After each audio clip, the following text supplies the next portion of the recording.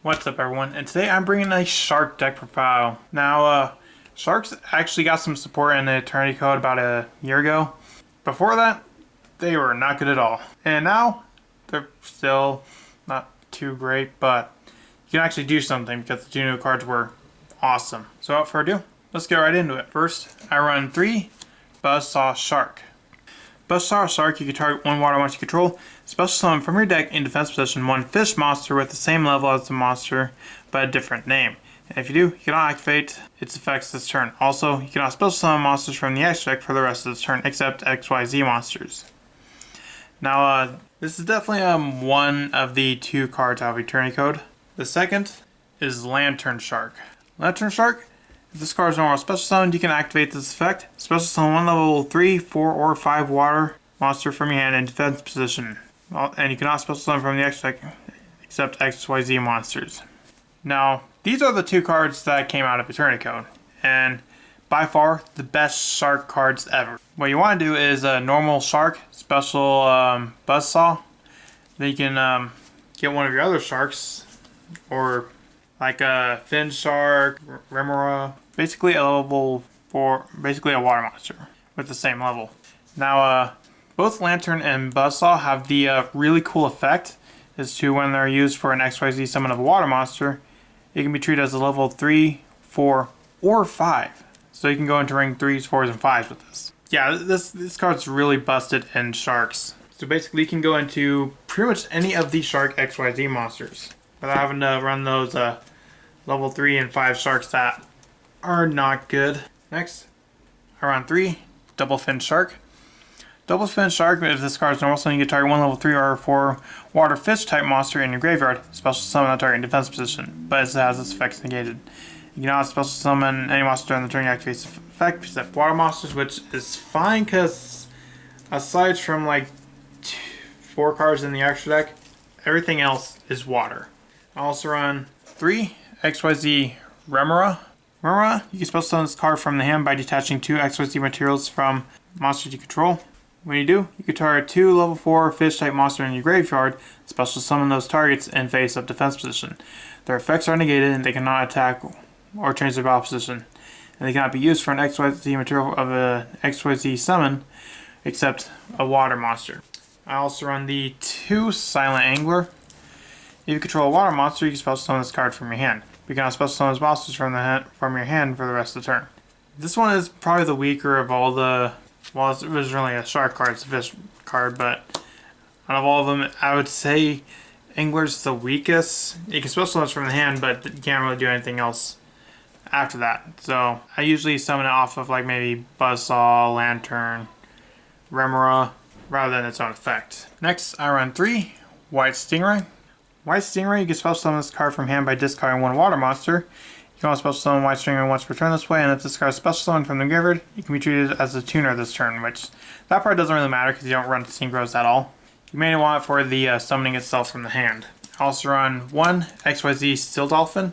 If an XYZ monster is special summoned to your field, you can special summon this card from your hand, and if an XYZ monster is special summoned to your field while this card is in your graveyard, except the turn this card was sent to the graveyard, you can target one of those XYZ monsters, attach this card to it as material. So same thing with like White Stingray, it special summons from the hand. I also run 3 Beautiful Princess.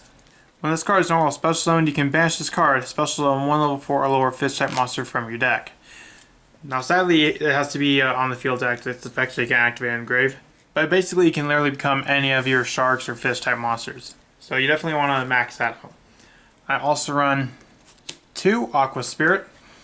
Aqua Spirit, you can special summon it by banishing 1 water monster from your graveyard.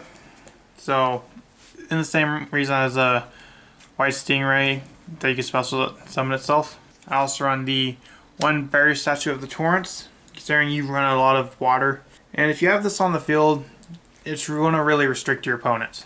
And lastly, 3 Ash Blossom Enjoy Spring for the hand trap. Moving on to the spells, I run 2 Torpedo Takedown. Torpedo Takedown also came out in Eternity Code and has the effect to target 1 water XYZ monster you control, detach some material from it, inflict 400 damage to your opponent for each card in your hand. And if you do, that monster gains attack equal to the damage inflicted. Till the end of the turn, you can banish this card and 1 water XYZ monster from your graveyard, draw 2 cards. So this can be good if you have a water XYZ monster. It's a draw 2. I also run the 1 White Fist Salvage. You target 1 fish monster in your graveyard, add to your hand. You can only use this effect once per turn. And if this card is in your possession is destroyed by an opponent's card effect and sent to the graveyard, take 1 fish monster from your deck and either add it to your hand or special summon it. You mainly run it for the first effect to add a fish monster from your graveyard to your hand. I also run 3 XYZ Import. Now, XYZ Import, as definitely say, is one of the biggest disruptions in this deck. You can target 1 XYZ monster you control and 1 monster your opponent controls with an attack less than or equal to it. Attach that opponent's monster to your monster as material. So it's really good because it can disrupt your opponent in like mid-combo.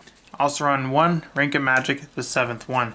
To activate this card, you must draw it for your normal draw phase and your draw phase, and keep it revealed until the start of main phase 1. At the start of your main phase 1, the same turn, you can special summon from your extra deck or graveyard 1 monster that has a number between number 101 and 107 in its name, except number C monsters. Then XYZ summon from your extra deck 1 number C monster with the same number in its name as the first monster. However, this one is a once per duel. You mainly use it.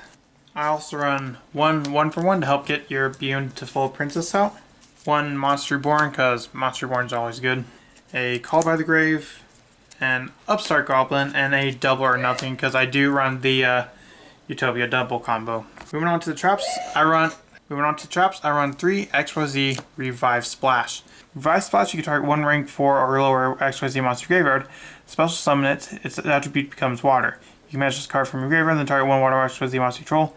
Special summon from your extra deck 1 water XYZ monster that is 1 rank higher than that monster you control, by using it as material. So this is really good if you have an XYZ monster in your grave to like a free summon of one of your XYZ monsters. Moving on to the extra deck, which is primarily XYZ because you're locked into it. I run 1 number 71 Barbarian Shark. I'd say Barbarian Shark is probably the best level 3.